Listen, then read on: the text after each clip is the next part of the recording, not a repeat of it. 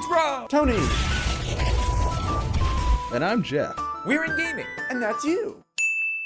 Hello gamers and welcome back to the inn. I'm Rob, of course, or Warshack if you want to call me by my Hearthstone name, and today we're going to be heading down to rank 9, well hoping to head to rank 9. We're already on a win streak into our rank 10, so ideally we just have to win 2 matches with this Control Warrior deck that I've built, a little bit different than our normal Control Warrior, and a lot different than mage that we've been playing for the last 3 games, so switching it up a little bit in this episode.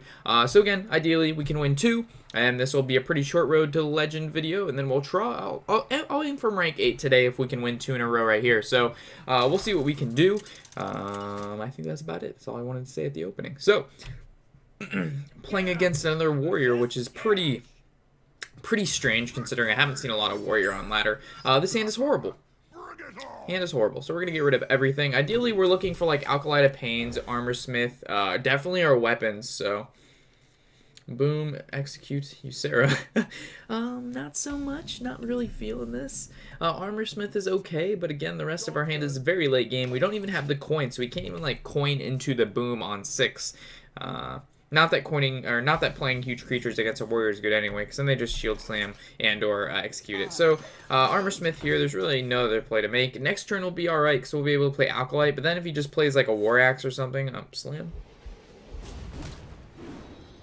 So this tells me he's probably playing Patron because of the slam. I run 1 slam in this deck, but that's just because of all the aggro we've been seeing, and it helps me deal with like whirling Zip-O-Matics and stuff if I can't draw weapons. So we have no turn 4 play. Oh, War Axe into the Alkalite. Rip. So we need to draw into weapons and or like some like Belchers or something. Despite's nice, so that can be our turn 4 play. So I doubt he runs Harrison, so I don't think we get punished by playing the Despite here and not attacking with it. Again, because I don't think he runs Harrison. Harrison's just a lot of people took that card out. When I see it, I'm just like shit. If they end up playing it, but for the most part, Patron players do not play Harrison. If he is running Patron, maybe he just has 1 shield slam in his deck like me, but that's highly unlikely. So he played his Despite, okay. And he played Dread Corsair. So this kind of makes sure, or not make sure, but kind of puts a check mark he is playing Patron. So we're going to kill off his Dread Corsair and passive. We're going to save these bashes for the patrons. Right here, we're kind of baiting out the patrons because he sees the 1 charge on my weapon. So if we attack with the weapon, he's going to generate more patrons. Oh, there they are.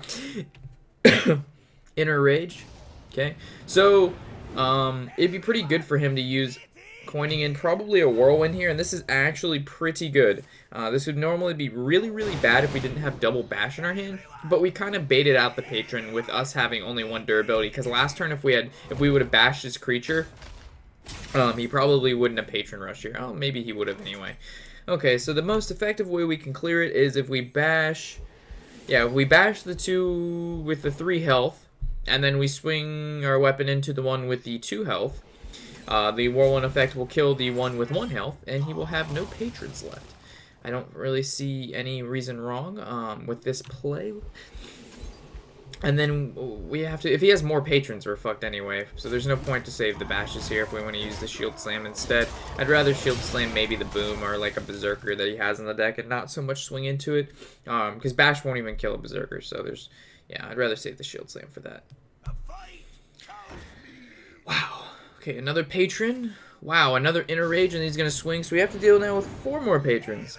Alright, so we have to either draw into Brawl or Revenge sometime before we die. That is the only way we're going to win this game at this point in time. Him being able to, like, if he could only summon, like, 1 or 2 patrons right here, that's fine, because we could execute 1, shield slam the other one. But because he has 4 patrons, he was able to Inner Rage and have the Despite out. Boom is our only choice, and then he's just going to swing the patrons that have 3 health into the Boom bots. We'll probably generate more patrons, but it's, like, our only play right now. I guess we could have shield blocked to search and like executed the 3-2 and then killed off the 3-3, so we only had 1 generation or 1 patron generator at a time. But then that wastes the rest of our CC, and if we don't get anything good from shield block, we pretty much lose. So, alright, so he still is left with 4 patrons. He's gonna draw. Okay, good mechanics. I guess Battle Rage, you can't get mad at Battle Rage, but you can get mad at like Divine Favor. Unstable Ghoul, wow. What a play. So now we can't even kill off the patrons, because maybe we could execute Shield Slam, kill patron off. He only has 1 patron left, but we don't even have that play. So I think we're going to slam one of the patrons, maybe see what we can draw. Ideally, again, we want Brawl. That's what we're pretty much searching for. Even a Baron would be... No, Baron wouldn't be that great. No, Baron would be fine, but we couldn't play him till next turn anyway. But then they would all have 3 health, and it would still generate 2 patrons from Baron, so Brawl is still our best bet. Alexstrasza is not a Brawl. I think we shield block, see what we can draw before we swing into the Unstable Ghoul with Boom. It's a bad situation, guys. Armor Smith, still no Brawl. I think we're just going to passive and swing and end our turn. He's probably going to, like, maybe swing 2 patrons into Dr. Boom, and maybe he'll just execute it. He's got a field full of patrons, but it's not too bad because 2 of them have 1 health. No, it's pretty fucking bad. I can't even say it's not bad. Because he's just going to kill off the one with 1 health. He's got 2 with... Oh my god, another Unstable Ghoul. What is this guy? How did he get so good? How did he get so good? I want to be that good. Having both patrons in hand by 5 and 6. Patron Flood. Alright, so... I think... No. I think we use Sarah and we hope for the Ysera Awakens. So, like, what? 20% chance? Nope. We got Laughing Sister. Lamau. Oh, man. She's always the worst one to get. Always the worst one. I mean, if you're looking for creatures, she's good. I guess Dream would be the worst one if you're looking for creatures. Alright, so the only card in our deck that'll help us now, I mean, a Brawl will still do it, and so will Revenge. So, we're running 2 Revenges and a Brawl, so we should... Hey, Lamau! Alright, so we're going to Revenge. We get to clear his board, and then from there, it's Belcher or Armorsmith or Belcher passive. And of course, swing to the face with Ysera. I think Belcher passive is a little bit better. Just because if he plays any sort of, like... I don't know, I just feel safer. Just having an Armorsmith makes it so he has to charge and, like, attack with shit for us to gain armor, but the passive is just a little bit safer play. I don't know if he's running Mortal Strikes or not, who knows. Rank 10, anything can happen. So, we would have gained 1 armor. So, if we would have played the Armorsmith, we would have gained the same amount of armor as when we passive, but we would have the 1/1 that we could actually attack with. But it's not like we can't play the 1/1 next turn anyway. But I think we're going to Alexstrasza here and bring ourselves back up to 15. And then we're going to swing, so we would actually gain 3 armor. So we actually lost out on 1 armor because we didn't play Armorsmith instead of passiving that 1 turn. But that was just a personal choice. I guess the Armorsmith was a little bit better, but I kind of panicked a little bit. When you get too low, like 6 health is, I guess against a mage, 6 health is a big deal, and then you'd want a passive so he doesn't fireball you down. So I guess a warrior using the Armorsmith there was a little bit better, because in this situation we would actually be getting another armor here, which would put us at 4 armor, so that'd actually give us 2 more armor. So it would have been 2 armor over if we would have played Armorsmith instead of passing 2 turns ago. And this Ysera sitting on the field is pretty nice, because now we have 2 Nightmares, and that's 10 damage burst. So Armorsmith, we swing Ysera into the monkey, and then we probably play a Laughing Sister and passive, and end turn. Or of course swing with Alexstrasza, my bad. And then just end turn. Just leave Alexstrasza. It's just whatever. So in this situation, he's got to kill... Let's see what Ysera gives us. Okay, so there's no way he's gonna win. He has to kill Laughing Sister, Alexstrasza, and Ysera without taking any damage to face. If he doesn't want to die next turn. So execute the Alexstrasza weapon into Ysera, Murgleton into Ysera, and it's still gonna live. The Laughing Sister can't be targeted by our Nightmares, but Armorsmith is there's no way. See, even with him playing a taunt here, we can still shield bash it and just swing with our Armorsmith, which is going to be a 16 attack creature. So Sealed Slam, whoa. Nightmare, and Nightmare. 16 attack. Hey, buddy. How you like that? Sorry, Brad. What did I just fucking say? I said sorry, friend, but it came out really wrong. Alright, so there's the win streak bonus. We need 1 more game and we're rank 9. That'd be pretty sweet if we got it. be some really quick road to legend videos. It's like 2 or 3 wins each video. We can just go all the way down to like rank 5, which is where I'm aiming to go this season. I'm not really trying to get any higher. I just don't have the time. Don't have the time. Gotta study for them tests that are coming up. It's my last semester, so I just might as well knock it out, do my best, and then after that I'll try to push for closer to legend each season. War Axe is something we always keep in our opening hand. Besides that, I really don't see a reason to keep any other card. They're bad. Early on in the game, that is. Baron's always good, but just not turn 1, he's not. Ysera and Boom. Jesus Christ, guys. My goodness gracious, you guys just love that opening hand, don't you? At least we'll be able to coin the Boom out on 6, which is what I was talking about last game, but couldn't do it because obviously we didn't get coin, but this game we can, so. Rogue with the passive and end turn, no surprise there. I think we develop weapon here, and end turn. No, rogues don't really run acidic swamp oozes. Most of the time they don't run Harrisons. Their decks are very kind of I wouldn't say they're all the same, but they all have like specific cards that go into rogue decks, and you can't really stray from that because the whole deck runs off combos and synergies, and Harrison just doesn't follow that. He's just a dry card if your opponent doesn't have weapons, which is, you know, half the classes in the game. So, I mean, it's good against, you know, Hunter, Warrior, another Rogue, and a Paladin, but besides that, you're fucked, and so. Burble. Wow, I haven't seen that card in a while. It's like the Priest's Thought Steal. Passive and end. I don't think we need to attack with our weapon. I'm gonna assume he doesn't have Harrison, which I'm pretty sure he doesn't. And next turn is turn 5. So if he plays a creature here, we kill it, and if he doesn't, we hope we draw a creature so we can play it. Wow, Siege Engine, that's pretty good. I think we could do passive Shield Slam, our bash, and Slam and bash. I think we should just passive and Shield Slam it, though. I kind of want to save Bash for later on. And I'll end our turn.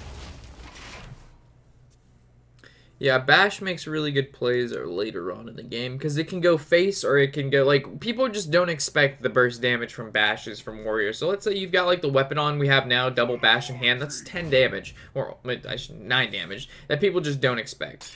Alright, so in this situation, it looks like we're going to swing with weapon, coin out Boom.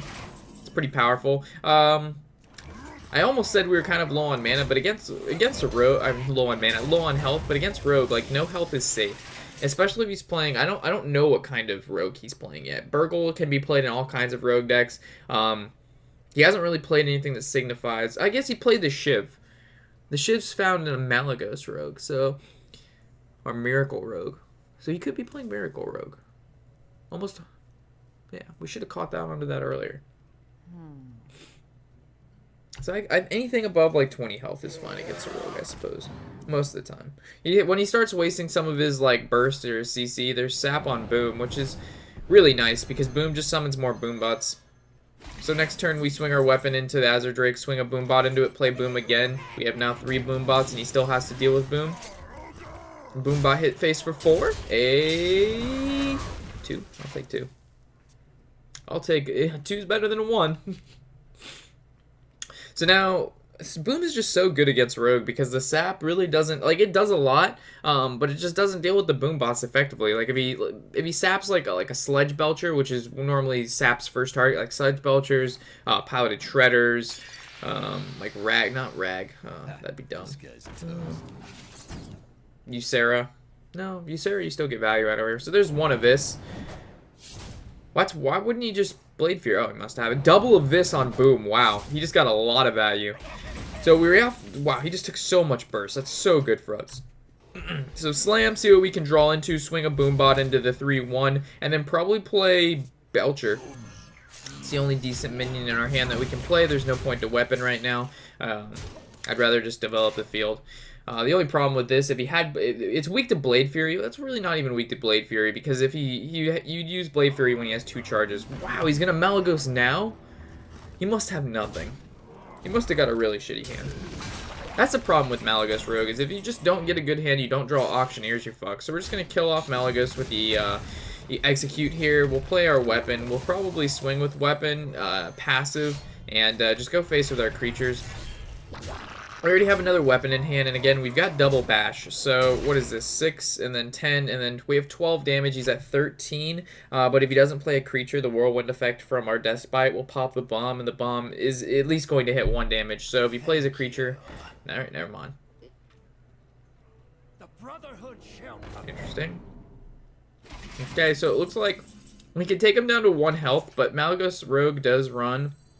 and T-Keelbots. So I think we're just going to probably bash both creatures, swing face with our creatures, swing face with our weapon, clear board, and probably develop the War Axe. Seems like it'd be a decent play. We were I mean, we could have killed him last turn if our Boombot would have gone face, but the chances of it hitting one of the creatures was higher than it going face, and there's no point to just have this rogue live with creatures. Just play it safe. Like, the game is already ours, because he already wastes both of this and Malagos, because he had no other plays, even though normally with no other plays you're still supposed to hold on to him, but whatever.